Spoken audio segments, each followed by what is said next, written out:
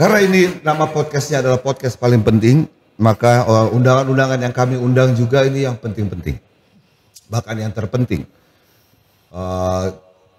Saya mengaku kenal dengan tamu kita saat ini, akan tetapi ternyata setelah saya pikir-pikir saya belum terlalu kenal sama mereka. Sudah satu gereja bertahun-tahun, tapi ternyata banyak yang saya nggak tahu mengenai mereka. Oleh karena itu, mungkin salah satu tujuan Tuhan supaya kita ada di sini adalah kita bisa saling mengenal satu sama lain. Baik untuk yang secara lokal maupun semua penonton yang menonton channel Gereja Menteng dimanapun Anda berada. Dengan senang hati saya perkenalkan tamu kami yang pertama adalah Bang Heru Muskita. Apa kabar Bang? Baik. Dengan istrinya yang cantik dan tercinta Kak Nona Muskita. Baiklah, nanti kita berkenalan lebih lanjut. Perkenalkan saya hostnya untuk podcast paling penting ini. Nama saya Fridian Marpaung, biasa dipanggil Kakak Black. Kakak Fridian sebenarnya biasa dipanggil. Om Heru, apa kabar Om? Puji Tuhan. Puji sehat. Tuhan, sehat selalu ya. Dan selalu kelihatan segar. Boleh cerita sedikit? Kan kalau yang pengetahuan kami, kalau kami lihat dari luar adalah Om Heru sama Kak Nona ini sukses. Sukses itu pikirannya dalam artian bukan hanya ekonomi, tapi saya lihat mulai dari anak pertama, kedua sampai ketiga itu tetap setia di dalam gereja. Nah, Amin. Untuk supaya kita bisa lebih mendalami pandangan kami ini benar atau salah, atau itu hanya sekedar pandangan saja. Jadi kita mau tanya jawab kalau boleh ya. Baik, kita mau tanya jawab. Paling pertama yang saya mau tanya sama Om Heru ini adalah mengenai masa kecilnya sama Kak Nona. Itu dulu waktu besar itu bisa diceritakan anak keberapa, dari berapa bersaudara, mungkin lahir di keluarga seperti apa, cara dididiknya seperti apa, abang-abangnya atau kakak atau adik itu bagaimana bergaulnya. Nanti baru kita ngomong sampai akhirnya masa berpacaran dan berikutnya. Silakan Om Heru. Oke, baik. Kalau bicara latar belakang keluarga, ya. Jadi saya dilahirkan dari keluarga Advent. Oh, langsung Advent ya? Jadi dari kecil pun sudah Advent. Lahir di mana? Orang tua sudah Advent.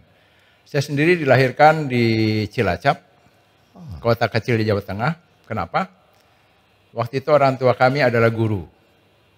Jadi mereka tamat dari SPG dan ditugaskan oleh daerah, waktu itu belum konferensi ya, daerah Jawa Barat, untuk membuka sekolah baru di Cilacap.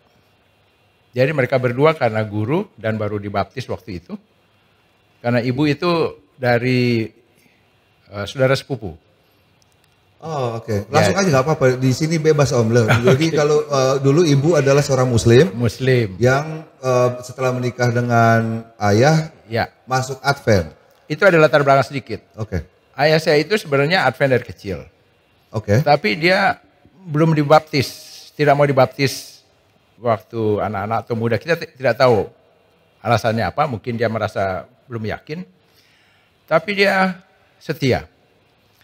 Nah, mungkin keuntungannya dia belum dibaptis adalah pada saat dia berkenalan dengan calon istrinya tertarik untuk menjadi Advent. Untuk menjadi Kristen. Pernah diceritakan sama Opa Muskita bagaimana akhirnya ketertarikan itu muncul? Oh betul. Apakah dia muncul karena melihat sesuatu dari atau ada bisikan? Kalau saya dengar cerita dari ibu saya, waktu SMP dia sendiri melihat kok ajaran Kristen dan orang-orang yang menganut agama Kristen ini kok menarik. Ya, berbeda. Jadi dia ada ketertarikan. Dan mereka bertemu waktu mereka SMA. Dan ternyata ayah saya ini Kristen, merasa cocok. Oh jadi waktu ke SMA, yes. Negeri SMA-nya? SMA negeri. Oh jadi sama-sama. Jadi mereka satu sekolah, itu kalau nggak salah di daerah Purwokerto. Ya. Nah, pada saat mereka serius mau menikah, ibu saya minta izin loh ke orang tuanya. Ya, wajar. Wajar. Ya. Dan kakek saya ini rupanya cukup punya wawasan yang advance. Dia tidak menyetujui anaknya berpindah keyakinan selagi di bawah tanggung jawab dia. Selagi, oke. Dia bilang, yang saya mau, you tetap kalau mau menikah Muslim. Right. Setelah menikah, punya keputusan tersendiri.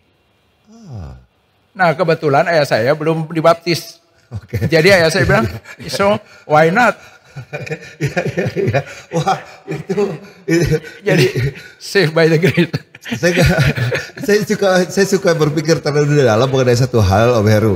Apakah karena pilihan kita atau sebenarnya kita diatur oleh Tuhan gitu ya? Jadi ini kayaknya dua-duanya nyambung dalam satu situasi ya. Dipilihin Tuhan sekalian dia juga belum dibaptis ya. Jadi akhirnya mereka kesepakat, oke, kita harus menghormati orang tua. Saya kebetulan belum dibaptis, kata saya, enggak apa-apa.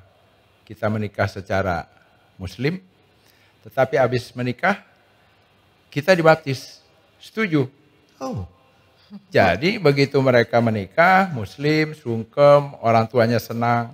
Habis itu begitu sudah menikah, mereka bilang ke orang tua, keyakinan kami adalah Kristen. Oh silakan, kamu sudah menikah, sudah bisa memutuskan sendiri. Dan mereka benar.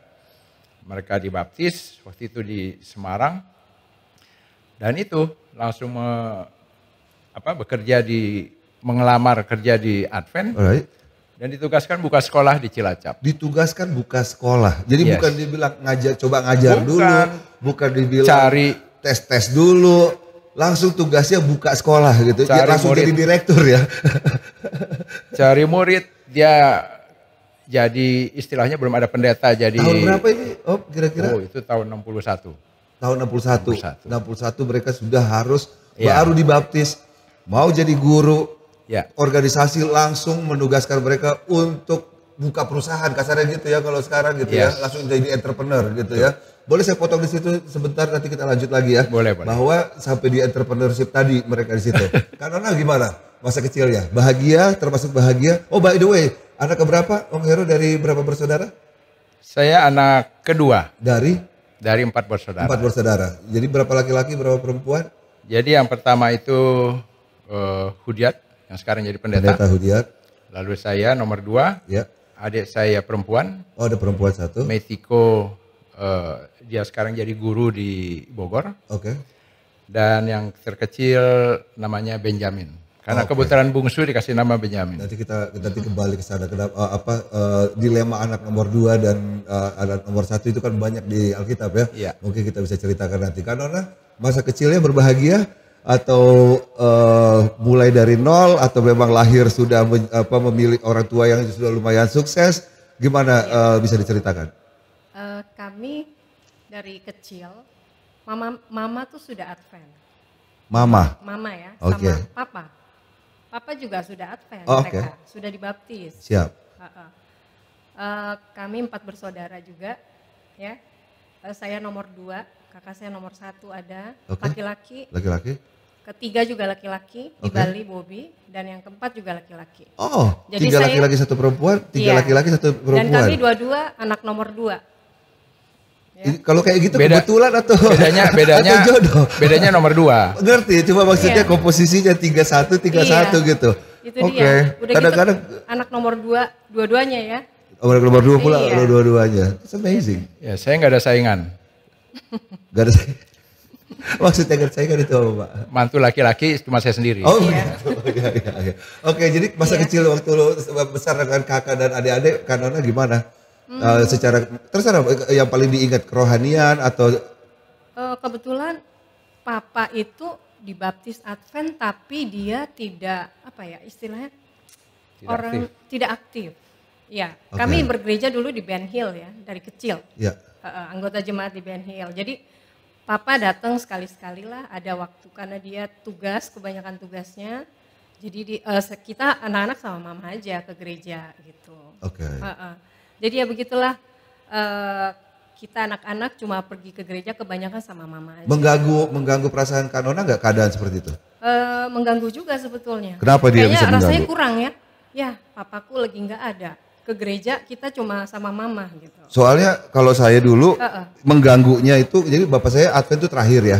Ya. Tapi yang mengganggunya karena ibu saya yang sering ngomong gitu loh, kayak janda rohani gua gitulah. Jadi dia yang mengganggu sebenarnya omongan ibu saya. Tadinya keberadaan bapak saya ada tidak di situ nggak terlalu mengganggu. Tapi kalau ini mungkin karena beda kali, kalau perempuan lebih peka kali ya. Jadi mengganggu Kak Nona gitu ya. Nah, apa yang Kak Nona lakukan dengan perasaan-perasaan seperti itu waktu opanya Adrian melakukan nggak ke gereja dan segala macam, terus menimbulkan perasaan yang Kak Nona rasakan, akhirnya Kak Nona lampiaskan atau diam aja? Paling cuma ingetin, Pak, ke gereja jangan lupa, Pak, gitu. Kalau Papa lagi nggak tugas, Papa ke gereja lah sama kita, gitu. Dulu tugasnya sampai dia jaksa ya. Oh, ya, Papa jaksa. Iya. Oh, kebetulan dulu dia ajudan dari zamannya Pak Ali Said gitu. Jadi dia jarang di Jakarta, suka ikut tugas gitu kan. Right. Iya, jadi gitulah. Dia cuma bisa berdoa, mengingatkan gitu ya. Oke. Oh, jadi pegawai negeri. Pegawai negeri. Apakah itu akhirnya membuat pengaruh mendidik anak-anak supaya nggak jadi pegawai negeri? Enggak juga sih sebetulnya, enggak. Atau secara nggak sadar kali akhirnya kejadian ya, begitu. Gimana Bang Heru? Ada nggak kira-kira pengaruh akhirnya anak-anak nggak ada yang jadi pegawai negeri karena ada cerita seperti ini? Atau biasanya nggak kepikiran sama sekali? Biasanya anak-anak itu ingin memperbaiki tingkat ekonomi lebih baik dari orang tuanya. Right. Nah, jaksa kan bukannya ekonominya lumayan. Nah, betul. Jadi bagaimana mereka melihat lah. Kalau mereka melihat bagus ya mungkin mereka ikut. Tapi kalau mereka rasa ada yang lebih baik, nah itu yang mereka pikirkan. Ada yang lebih baik itu seperti apa maksudnya? Mungkin nggak harus jadi pegawai negeri. Oke. Ya. Iya. Oke. Pegawai swasta. Yang pasti Nona pilih saya. Jadi waktu kalau Kak Nona sendiri SD, SMP, SMA itu di Advent? Saya dari SD di Ben Hill, dari kelas 1 sampai kelas 5 SD. Lalu kelas 6 sampai tamat SMA di Kramat Pulo. Oke. Lalu full kuliah Advent, di ya? Unai, iya. Angkatan lulus SMA-nya? 85. Tahun 85 saya tamat. Tahun 80? 5. 85. Tahun 85. Jadi kalau kayak begitu lebih nyaman kali karena semua teman Advent gitu kali ya? Iya, rasanya ya hampir semua kita kenal ya. Kalau sesama Advent kan kita bicara mengenai ini, oh tahu. Jadi Iya kenal. loh, Nah, itulah. sedangkan Om Heru sendiri karena walaupun lahir dari Advent, pergaulan keadvenannya hampir sama dengan Kak Nona nggak? Yang semua kenal dan Yes or no? Yes and no. yes and no. Kita mulai dari yes and baru kita masuk ke no. Jadi menyambung cerita yang tadi. Jadi saya sebenarnya di Cilacap itu hanya numpang lahir. Karena orang tua saya begitu saya umur sekitar 4 tahun. Ya, umur 4 tahun. Mereka memutuskan untuk meneruskan sekolah ke Unai. Jadilah merit student istilahnya. Jadi kami semua keluarga pindah. Nah, jadi saya sebenarnya di Cilacap hanya waktu kecil. Tetapi masa pendidikan saya dapat yang tanah Kanaan. Istilahnya saya dididik di Unai mulai dari SD, SMP, dan SMA setengah-setengah. Nah, ini kenapa SMA setengah-setengah? Karena pada saat saya naik kelas 1 SMA, mau naik ke kelas 2, sekolahnya ditutup yang SMA. Di mana, di Cilacap ini? Bukan, yang di Unai. Oh, yang di Unai, SMA-nya ditutup. Jadi saya SD SMP di Unai. SMA-nya hanya kelas 1. Waktu mau naik kelas 2, SMA-nya ditutup. Okay. Kebetulan pada saat saya naik ke kelas 2 SMA, orang tua saya di-upgrade oleh Unai ke Filipina. Sekolah. Iya. Dan jurusan yang mereka ambil itu tidak ada di AUP atau IAS atau apapun, sehingga mereka harus ambil di kota Manila, di La Salle University. Jurusan yang mau diambil itu adalah? Psikologi untuk ibu saya, Okay. dan social science untuk ayah saya. Kami sudah bantu you 60%. 40%-nya silahkan sambil kerja. Terpaksa potong-potong rumput. Padahal kita kan sudah mulai rasa lihat-lihat pasangan kan. Iya.